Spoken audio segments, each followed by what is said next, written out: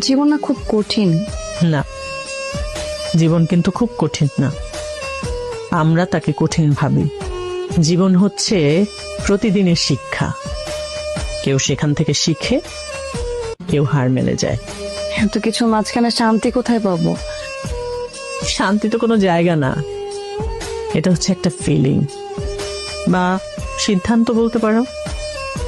মনে করো তুমি যদি সিদ্ধান্ত নাও যে তুমি রাগের মধ্যে বাঁচবে না, ভালোবাসায় বাঁচবে, তাহলে দেখবে শান্তি তোমার সাথী হয়ে গেছে। কিন্তু আমি না আপনাকে দেখে খুব অবাক হই। আপনি সবসময় অনেক শান্ত থাকেন, দেখে মনে হয় যে সবকিছু মাঝখানে আপনি শান্তি খোঁজেন। কারণ আমি বুঝে গেছি জীবনে মানুষ কখনো বদলায় না, বদলায় সময়। সেজন্য কোনো মানুষকে চেঞ্জ করার চেষ্টা না করে নিজের ভাবনাকে বদলায়।